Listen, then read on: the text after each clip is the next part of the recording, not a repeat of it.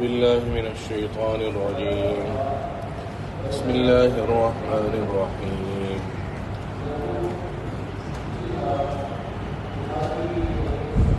ونبئهم عن ضيف إبراهيم إذ دخلوا عليه فقالوا سلاما قال إنا منكم وجلون۔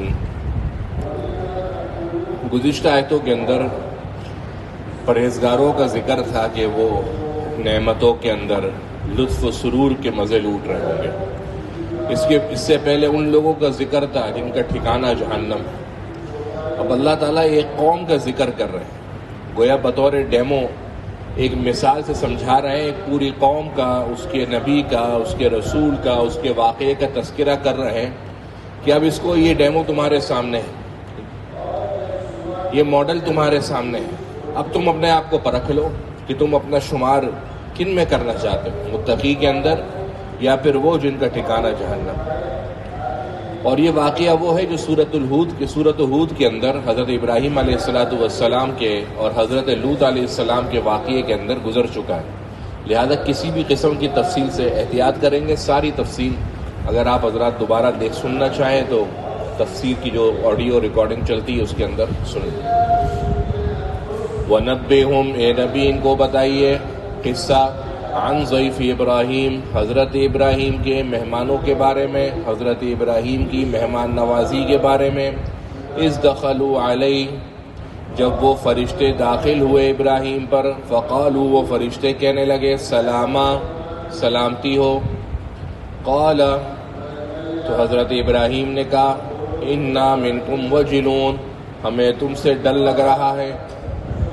کیوں کہا تھا یہ ڈر لگ رہا ہے؟ کیونکہ ان کے سامنے کھانا پیش کیا تھا، جب کھانا پیش کیا تو انہوں نے کھانا نہیں کھایا، اور کھانے میں کیا پیش کیا تھا؟ بچڑا، وہ بھی تلا ہوا۔ ڈاکٹر صاحب کہتے ہیں تلی ہوئی چیزیں نہیں کھایا کرو، اور ادھر بچڑا ہی تلا ہوا ملتا ہے کھانے کو۔ تو جب انہوں نے ہاتھ کھینچ لیا، عرب کی مہمان نوازی کی یہ بات مشہور تھی کہ اس طریقے سے مہمان کا ہاتھ کھینچ لینا اس بات پر دلالت کرتا ہے کہ کوئی بدخبری لے کر آیا۔ تو حضرت ابراہیم کو دل میں خوف سا آیا، تو اس کا ذکر کہا کہ انا منکم وجلون، ہم کو تم سے ڈر لگ رہا ہے، ہم تم سے خائف ہیں۔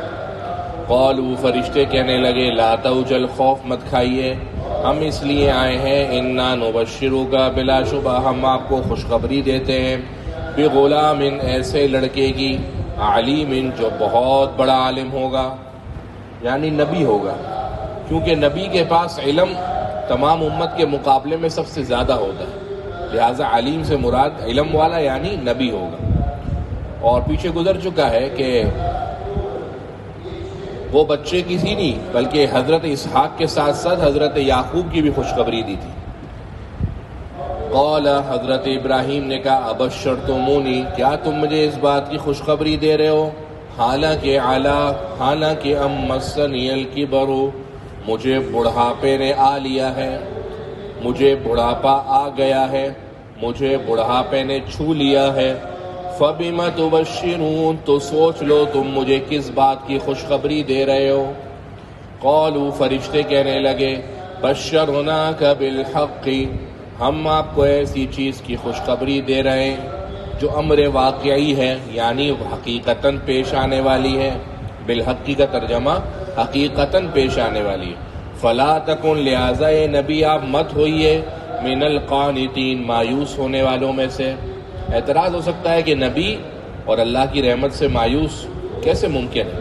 یہاں پر مایوسی کا جواب حضرت ابراہیم دے رہے ہیں۔ قال، حضرت ابراہیم نے کہا وَمَن يَقْنَطُ مِن رَحْمَتِ رَبِّهِ، کہ اپنے رب کی رحمت سے تو وہی مایوس ہو سکتا ہے، إِلَّا الضَّالُّونَ، جو گمراہ ہو، راہ بھٹک گیا ہو۔ معلوم ہوا حضرت ابراہیم کا مایوس ہونا، حضرت ابراہیم کا اتنا حیرت کا اظہار کرنا، یہ اس بات پر نہیں تھا کہ اللہ کی قدرت سے یہ بات بے ڈھنگی لگ رہی تھی، دور بعید لگ رہی تھی، بلکہ اس بات پر تھا کہ 99 سال 100 سال کی عمر میں اولاد کا ہونا یہ بھی قابل تعجب بات ہے۔ اللہ کی رحمت سے بعد نہیں تھا، اللہ کی قدرت سے بعد نہیں تھا، دوری نہیں تھی، بلکہ دوری اس بات سے تھی کہ 99 100 سال کی عمر کے اندر لڑکے کا ہونا اور وہ بھی جو 5 ہو، یہ عجیب بات ہے۔ وَنَبِّئْهُمْ، نبی ان کو خبر دیجئے، عن ضیف ابراہیم، حضرت ابراہیم کی مہمان نوازی کی، اذ دخلوا علیہ، جب وہ داخل ہوئے آئے علیہ ابراہیم پر، فقالوا، کہنے لگے، سلاما، سلامتی ہو۔ انبیاء کے اپنے تذکروں کی ابتدا سلام سے ہوتی ہے۔ حدیث شریف میں کہ آپ صلی اللہ علیہ وسلم نے فرمایا، لا تأذنوا لمن لم يبدأ بالسلام، جب تک تم سے کوئی سلام نہ کرے اس کو بات کرنے کی اجازت نہ دو۔ آج سے گھر کے اندر یہ جو چھوٹے بچے ہوتے ہیں، بڑی عمر کے اولاد بڑی ہو جائے پھر تو یہ کام نہیں کر سکتے،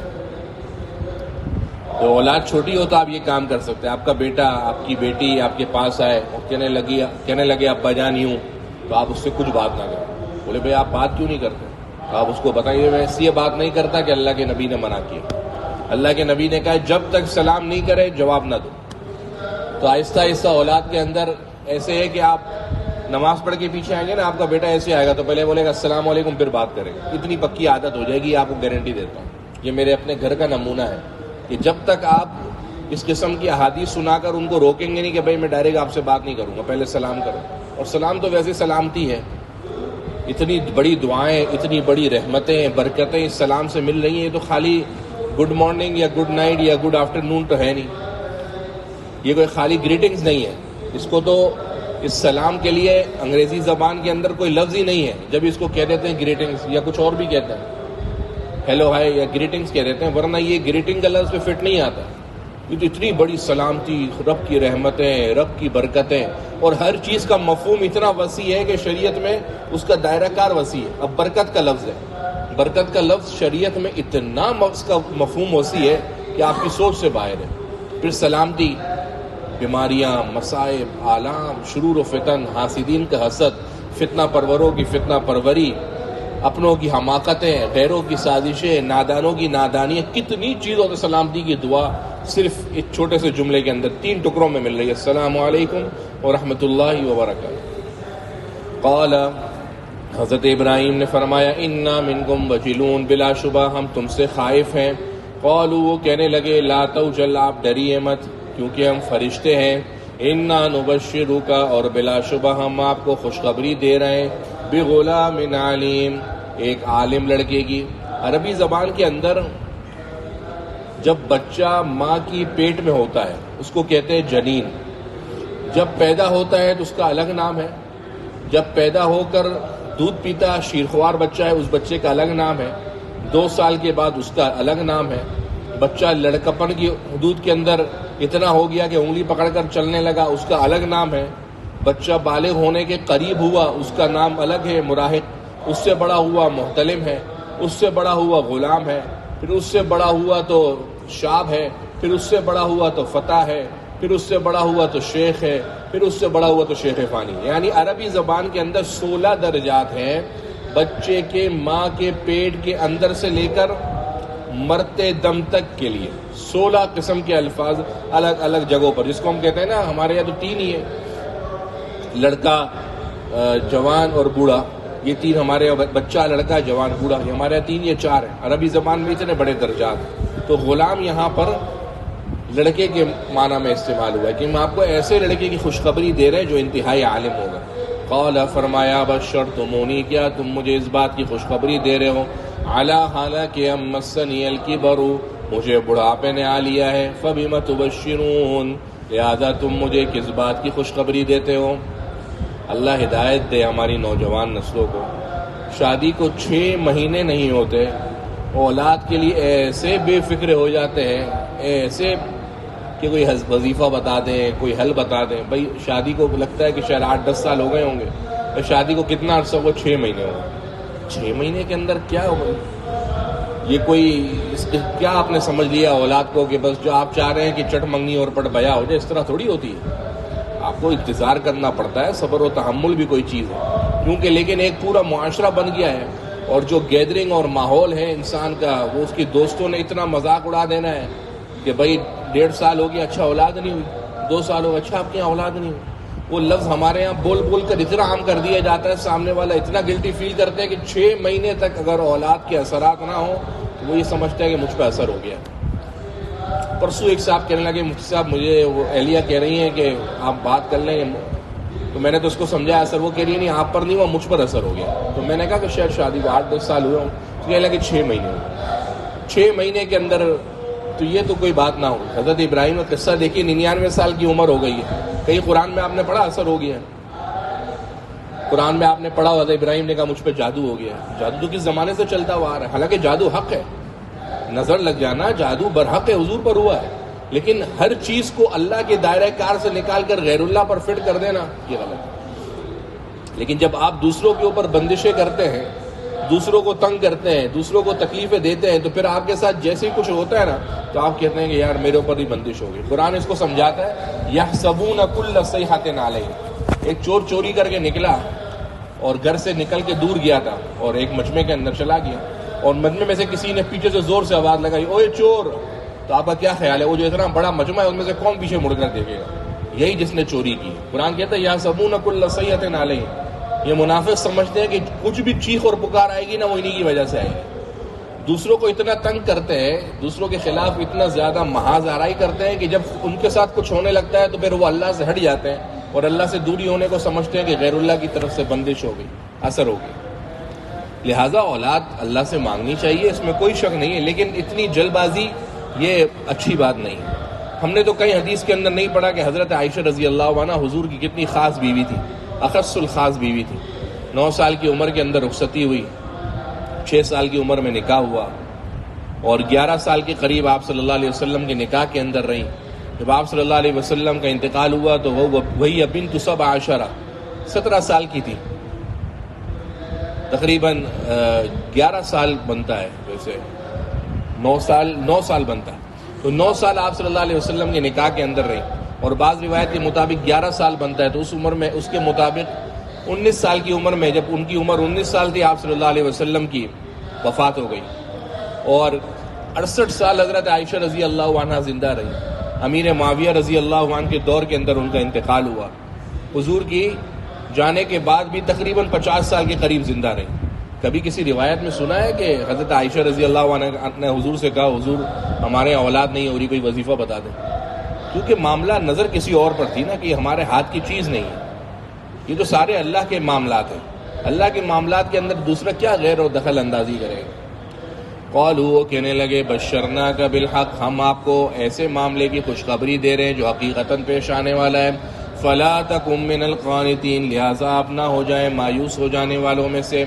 قال، حضرت ابراہیم نے جواباً کہا کہ نہیں بھائی میں مایوس نہیں ہوتا. ومن یقنط من رحمت ربی، اور اپنے رب کی رحمت سے مایوس تو وہی ہوتا ہے الا الضالون، جو گمراہ ہو، راہ بھٹکا ہوا ہو. آپ کو میں نے پہلے ہی بتایا تھا کہ یہ تو ضمنی طور پر رستے کے اندر چکر لگانے حضرت ابراہیم کے پاس رک گئے تھے. اصل منزل تو کہاں تھی؟ حضرت لوط علیہ السلام کے پاس تھی. اب حضرت ابراہیم سمجھ گیا کہ بھائی ان کا مقصد آگے کچھ اور ہے، تو پوچھنے لگے فما خطبکم ایھا المرسلون، تمہاری کیا مہم ہے اے وہ لوگ جن کو بھیجا گیا ہے، یعنی اے فرشتوں اب تمہارا کیا ارادہ ہے، تمہاری کیا چاہت ہے، تم کس محاذ پہ نکلے ہو؟ قالوا، وہ کہنے لگے انا ارسلنا، بلا شبہ ہم کو بھیجا گیا ہے الی قوم مجرمین، ایسی قوم کی طرف جو خوب گناہ کر رہی ہے. الا آل لوط، سوائے لوط علیہ السلام کے گھر والے. انا لمنجوہم اجمعین، بلا شبہ ہم ان سب کے سب کو نجات دیں گے. الا امرأۃ، سوائے اس کی بیوی کے. قدرنا، ہم نے یہ مقرر کیا ہے. انہا لمن الغابرین، وہ ہو جائے گی پیچھے رہ جانے والوں میں سے. یعنی ہم آئے حضرت لوط علیہ السلام کی قوم کو عذاب دینے کے لیے، لیکن ہم حضرت لوط علیہ السلام کی قوم کو تو عذاب دیں گے، لیکن ان کے گھر والوں کو وہاں سے جو ایمان لے آئے ان کو وہاں سے نکال دیں گے. حضرت لوط علیہ السلام حضرت ابراہیم علیہ السلام کی کیا ہے؟ بھانجے. قالوا بشرناک، قال فما خطبکم، حضرت ابراہیم کہنے لگے کہ تم کو کیا ہوا ایھا المرسلون، اے بھیجے ہوئے فرشتوں. قالوا، وہ کہنے لگے انا ارسلنا الی قوم مجرمین، بلا شبہ ہمیں بھیجا گیا اس قوم کی طرف جو گناہ کرنے والی ہے. الا لوط، سوائے لوط کے گھر والے. انا لمنجوہم اجمعین، ہم ان سب کے سب کو نجات دیں گے. الا امرأتہ سوائے اس کی بیوی کے، قدرنا ہم نے یہ تجویز کر رکھا ہے، انہا لمن الغابرین کہ وہ پیچھے رہ جانے والوں میں سے ہے، یعنی اس کو چھوڑ کر آپ آگے نکل جائیں گے اور وہ اپنے گھر کے اندر ہی پیچھے رہ جائے گی اور عذاب اس کو آ جائے گا۔ معلوم ہوا کہ نسبت نسب یہ معیار نہیں، آپ کون ہیں، کیا ہے، آپ کا تعلق کس سے ہے، یہ کوئی معیار نہیں۔ معیار یہ ہے آپ کے پاس سکہ کون سا ہے، کھرا ہے تو کھرا بدلہ ملے گا اور کھوٹا ہے تو کھوٹا بدلہ ملے گا۔ حضرت نوح کا بیٹا کافر، کنعان نبی کا بیٹا ہے، حضرت لوط علیہ السلام کی بیوی کافرہ، اس کے مقابلے میں فرعون کی بیوی مسلمان۔ تو معلوم ہوا معیار نسبت نہیں ہے، معیار رشتہ داری نہیں ہے۔ فلما جاء آل لوط المرسلون، پس جب آئے لوط علیہ السلام کے گھر والوں کے پاس وہ فرشتے جن کو بھیجا گیا تھا، المرسلون کے لغوی معنی مفعول کا صیغہ ہے، جمع مفعول کا، جن کو بھیجا گیا ہے، رسول کی جمع یعنی فرشتے۔ قال کہنے لگے انکم قوم منکرون، حضرت لوط علیہ السلام نے جب ان کو دیکھا تو کہا کہ تم تو اجنبی لوگ معلوم ہوتے ہو، کیونکہ ان کی شکل سے جان پہچان نہیں ہے، تو انکم قوم منکرون آپ کیا معلوم ہوتے ہو، اجنبی معلوم ہوتے ہو۔ قالوا کہنے لگے بل جئناک بما كانوا فیہ یمترون کہ ہم فرشتے ہیں، بل جئناک ہم تو آپ کے پاس اس لیے آئے ہیں، بما كانوا فیہ یمترون جس کے اندر یہ قوم والے شک کرتے ہیں، یعنی قوم والے کہتے ہیں عذاب نہیں آئے گا، عذاب میں شک کرتے ہیں نا، ہم ان کو عذاب دینے کے لیے آئے ہیں۔ وَأَتَيْنَاكَ بِالْحَقِّ ہم آپ کے پاس حق کی بات لے کر آئے ہیں، یعنی ایسی بات لے کر آئے جو حقیقتاً پیش آنے والی ہے۔ وَإِنَّا لَصَادِقُونَ اور ہم آپ کو یقین دلاتے ہیں کہ ہم اپنی بات میں سچے ہیں۔ فَلَمَّا جَاءَ آلَ لُوطٍ الْمُرْسَلُونَ جب آئے لوط علیہ السلام کے گھر والوں کے پاس فرشتے، قال کہنے لگے انکم قوم منکرون بلا شبہ تم اجنبی معلوم ہوتے ہو۔ قالوا کہنے لگے بل جئناک ہم فرشتے آپ کے پاس اس لیے آئے ہیں، بما كانوا فیہ یمترون ایسے عذاب کی بدخبری لے کر جس میں وہ شک کرتے ہیں۔ وَأَتَيْنَاكَ بِالْحَقِّ اور ہم آپ کے پاس امر حقیقت لے کر آئے ہیں۔ وَإِنَّا لَصَادِقُونَ اور ہم سچ بولنے والے ہیں۔ فَأَسْرِ بِأَهْلِكَ لہٰذا اے نبی آپ اپنے گھر والوں کو راتوں رات لے کر چلیے، بِقِطْعٍ مِّنَ اللَّيْلِ رات کے کسی ٹکڑے کے اندر، یعنی رات کے آخری حصے کے اندر آپ اپنے گھر والوں کو لے کر نکل جائیے۔ وَاتَّبِعْ أَدْبَارَهُمْ اور آپ ان کو آگے کر دیجئے، وَاتَّبِعْ اور آپ پیروی کریں، أَدْبَارَهُمْ ان کے پیچھے پیچھے، یعنی ان کو آگے کر دیجئے اور آپ ان کے پیچھے پیچھے ہو جائیے۔ وَلَا يَلْتَفِتْ مِنْكُمْ أَحَدٌ اور تم میں سے کوئی پیچھے مڑ کر نہ دیکھے۔ وَامْضُوا حَيْثُ تُؤْمَرُونَ اور گزرتے جائیے جہاں کا آپ کو حکم دیا جا رہا ہے۔ تفسیر در منصور میں بحوالہ سدی نقل کیا ہے کہ شام کی طرف ہجرت کرنے کا حکم ہوا تھا کہ راتوں رات آپ شام کی طرف، ملک شام کی طرف ہجرت کر جائیے۔ فَأَسْرِ بِأَهْلِكَ آپ رات میں نکلیے، بِقِطْعٍ مِّنَ اللَّيْلِ رات کے ایک ٹکڑے کے اندر، وَاتَّبِعْ أَدْبَارَهُمْ اور آپ ان کے پیچھے چلیے، وَلَا يَلْتَفِتْ مِنْكُمْ أَحَدٌ اور تم میں سے کوئی پیچھے مڑ کر نہ دیکھے، التفات نہ کرے، یعنی ادھر ادھر پیچھے مڑ کر نہ دیکھے۔ وَامْضُوا حَيْثُ تُؤْمَرُونَ اور گزر جائیے، حَيْثُ تُؤْمَرُونَ جہاں کا آپ کو حکم دیا جا رہا ہے۔ وَقَضَيْنَا إِلَيْهِ ذَلِكَ الْأَمْرُ اور ہم نے فیصلہ کیا ان کے لیے اس معاملے میں، أَنَّ دَابِرَ هَؤُلَاءِ کہ ان لوگوں کی جڑیں مقطوع کٹ جائے گی، مصبحین صبح صبح، یعنی یہ صبح جیسے ہی ان کے اوپر آئے گی اس پورے قوم کی جڑیں کٹ چکی ہوں۔ وَقَضَيْنَا إِلَيْهِ ذَلِكَ الْأَمْرُ اور ہم نے اس بات کا فیصلہ ان کے لیے کیا ہے، أَنَّ دَابِرَ هَؤُلَاءِ کہ ان لوگوں کی جڑیں مقطوع کٹ جائیں گی، مصبحین صبح صبح۔ وَجَاءَ أَهْلُ الْمَدِينَةِ اب جو آگے کا قصہ آ رہا ہے یہ دراصل پیش پہلے آیا تھا، یہ معاملہ پہلے ہوا تھا، اور یہ جو اس سے پہلے کی بات قصہ سنا یہ بعد میں ہوا تھا۔ اور پہلے کیا معاملہ ہوا تھا؟ وَجَاءَ أَهْلُ الْمَدِينَةِ يَسْتَبْشِرُونَ جب پتہ لگا لوط علیہ السلام کے خاندان والوں کو اور ان کے قوم والوں کو کہ کچھ خوبصورت لڑکے حضرت لوط علیہ السلام کے یہاں مہمان ہیں، تو وہ جنس پرستی کی نیت سے، کیونکہ وہ قوم لواطت کے عمل میں مبتلا تھی، غلام بازی میں مبتلا تھی، تو جنس پرستی کرنے کے لیے ان کی قوم کے لوگ شہر میں داخل ہوئے اور بڑی خوشخبریاں اڑا رہے تھے، بڑے ہنسی کھیل کر رہے تھے، گپ شپیں لگا رہے تھے۔ جب یہ پہنچتے لوط علیہ السلام کے گھر پہ پہنچے، لوط علیہ السلام نے کہا کہ خدا کے بندو، یہ میرے مہمان ہیں، تم مجھے مہمان کے سامنے تو رسوا نہ کرو، کیونکہ مہمان کی رسوائی میزبان کی رسوائی ہے۔ تھوڑا سا خدا کا خوف کرو اور مجھے ان کے اندر رسوا مت کرو۔ تو سامنے سے انہوں نے تانا یہ مارا کہ آپ کو بڑا شوق ہے لوگوں کی مہمان نوازی کا، ہم نے آپ کو منع نہیں کیا کہ بھئی آپ باہر سے لوگوں کی مہمان نوازیاں نہیں کیا کریں، کہا کہ ہم نے آپ کو منع نہیں کیا عن العالمین کہ آپ 2 جہانوں کے لوگوں کی مہمان نوازیاں کر رہے ہیں۔ حضرت لوط علیہ السلام نے کہا کہ بھائی اگر تمہیں اس قسم کا کام کرنا ہے تو نکاح کرو، اور یہ ہماری قوم کی بیٹیاں حاضر ہیں، تم ان کے ساتھ نکاح کرو، ہماری بہو بیٹیاں حاضر ہیں، تم ان سے نکاح کرو اگر تم نے کرنا ہی ہے۔ لیکن انہوں نے بات نہ مانی۔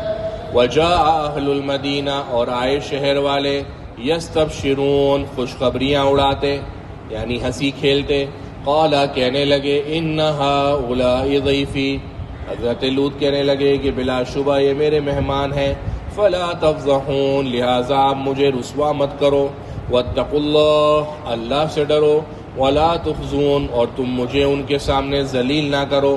قالوا، یہ کہنے لگے، اولم ننہک عن العالمین، کیا ہم نے تم کو روکا نہیں تھا 2 جہانوں کے لوگوں کی مہمان نوازی کرنے سے؟ قال ان ہؤلاء بناتی، حضرت لوط علیہ السلام نے کہا بلا شبہ یہ میری بیٹیاں یعنی قوم کی بیٹیاں، اگر تمہیں نکاح کرنا ہے تو نکاح کر لو، ان کنتم فاعلین، اگر تمہیں کرنا ہی ہے۔ وجاء اہل المدینہ یستبشرون، اور آئے شہر والے، یستبشرون، خوش گپیاں اڑاتے، قال، اور کہنے لگے، ان ہؤلاء ضیفی، بلا شبہ یہ لوگ میرے مہمان ہیں، فلا تفضحون، لہذا تم مجھے رسوا مت کرو، واتقوا اللہ، اللہ سے ڈرو، ولا تخزونی، اور تم مجھے ذلیل مت کرو۔ قالوا، وہ کہنے لگے، اولم ننہک، کیا ہم نے آپ کو روکا نہیں تھا عن العالمین، 2 جہانوں کے لوگوں کی مہمان نوازی کرنے سے؟ قال ہؤلاء بناتی، کہنے لگے یہ میری بیٹیاں ہیں، ان کنتم فاعلین، اگر تمہیں نکاح کرنا ہے تو انہی سے کر لو۔ آگے اللہ فرما رہے ہیں، لعمرک، اے نبی تیری عمر کی قسم، تیری زندگی کی قسم، تیری جان کی قسم، انہم لفی سکرتہم یعمہون، بلا شبہ وہ اپنے نشے کے اندر غرق ہو چکے تھے۔ یعنی نبی اتنی کھل کر نصیحت کر رہا ہے، رسوائی کے طعنے سے اپنے آپ کو بچانا چاہ رہا ہے، لیکن نبی تیری عمر کی قسم، یہ لوگ انتہائی مدہوش ہو چکے تھے۔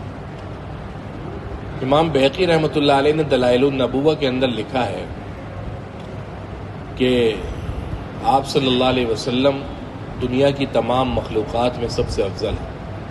یہی وجہ ہے کہ پورے قرآن مجید میں اگر کسی کی زندگی کی، کسی کی جان کی، کسی کی حیات کی قسم کھائی ہے اللہ نے، تو وہ صرف آپ صلی اللہ علیہ وسلم کی حیات مبارک ہے۔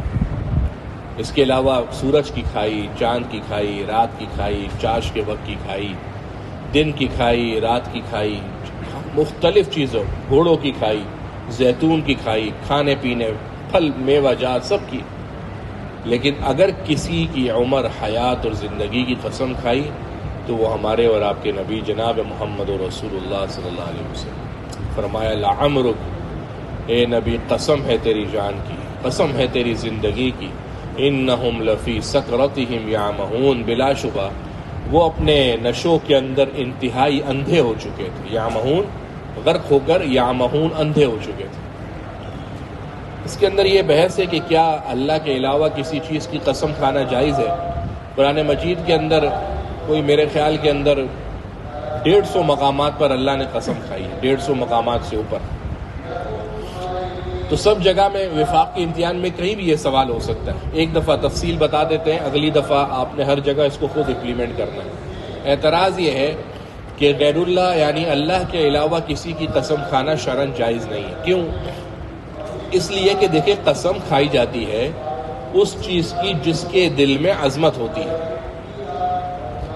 میری ماں کی قسم، میرے ابا کی قسم ایسا نہیں کیا میں نے. کیوں کھاتے ہیں؟ اماں ابا کی دل میں عظمت ہے اس لیے کھاتے ہیں. اور ایک دل کے اندر دو چیزوں کی عظمت جمع ہو جائے یہ آسان بات نہیں. اللہ کی ذات کی عظمت، اس کی کبریائی، اس کا ترانہ ہم نماز کے اندر بارہا پڑھتے ہیں. نماز شروع کرتے ہیں اللہ اکبر. اللہ اکبر کا ترجمہ کسی کو پتہ؟ یہ ترجمہ ہے. جو کرے نا ترجمہ اللہ سب سے بڑا ہے، اس کو گدی سے پکڑ لو. اس سے پوچھو بھائی اللہ سب سے بڑا ہے تو اور کون کون بڑے ہیں ذرا یہ بھی بتا دو. فلانا بھی بڑا ہے، فلانا بھی بڑا ہے، فلانا بھی بڑا ہے. تم نے 3 بڑے کھڑے کیے اور چوتھا بڑا اللہ کو بنا دیا. شرم نہیں آتی؟ اللہ سب سے بڑا ہے ترجمہ غلط ہے، تفاسیر میں بھی غلط لکھا ہوا. ترجمہ ہے اللہ بہت بڑا ہے. بہت بڑے ہونے کے اندر یہ بات چھپی ہوئی ہے کہ کوئی بڑا نہیں ہے، صرف اللہ بڑا ہے. اور سب سے بڑا کے اندر یہ بات چھپی ہوئی ہے کہ بہت سارے بڑے تمہاری نظروں کے اندر ہیں اور ان میں اللہ بڑا ہے. تو یہ بھی تو شرک ہے. لہٰذا جب بندہ بولتا ہے تو اس کی نیت تو ایسی نہیں ہوتی، لیکن اصل ترجمہ اس میں تفضیل کا صیغہ آپ نے پڑھ لیا. اس میں تفضیل مطلب بہت بڑا ہے، یعنی اس کے قریب قریب کوئی نہیں ہے. ویسے تو اس میں تفضیل میں یہ ہوتا ہے یہ ایسا، یہ ایسا، یہ ایسا، یہ ایسا. شریف ہے ایک بندہ، دوسرا اشرف ہے. اشرف کا مطلب سب سے زیادہ شریف. لیکن جب یہی چیز کبیر کے بعد اکبر اس میں تفضیل میں آئے گی تو ترجمہ یہ نہیں ہوگا اللہ سب سے بڑا. یہاں پر ترجمہ ہوگا اللہ بہت بڑا ہے. تو نماز ابتدا کی اللہ بہت بڑا ہے، رکوع میں گئے اللہ بہت بڑا ہے، سجدے میں گئے اللہ بہت بڑا ہے، اٹھ رہے ہیں اللہ بڑا ہے، جا رہے ہیں اللہ بڑا ہے، پھر کھڑے ہو رہے ہیں اللہ بڑا ہے. یہ بار بار اللہ آپ کو جو اپنی کبریائی کا ترانے کا پرچار کرنے کا کہہ رہا ہے، یہ اس لیے کہہ رہا ہے تاکہ کسی مسلمان کے دل میں غیر اللہ کی عظمت نہ آ جائے. عظمت، کبریائی، بڑائی، یہ تذکرہ صرف اللہ کے لیے، غیر اللہ کے لیے نہیں ہے. اور اللہ کو اپنا یہ تذکرہ سننا بہت پسند ہے کہ میری کبریائی کا تذکرہ ہو، میرے قریب قریب کوئی نہ ہو. جب یہ اللہ کے نبی صلی اللہ علیہ وسلم نے فرمایا، حدیث قدسی ہے کہ اللہ فرماتے ہیں الکبریاء ردائی، یہ کبریا میری چادر ہے، تکبر، بڑائی میری چادر ہے. فمن نازعنی واحدا منہما قذفتہ فی النار، جس نے اس کو لینے کی کوشش کری میں آگ میں ڈال دوں گا اس کو. تو لہٰذا کبریائی تو صرف اللہ کے لیے.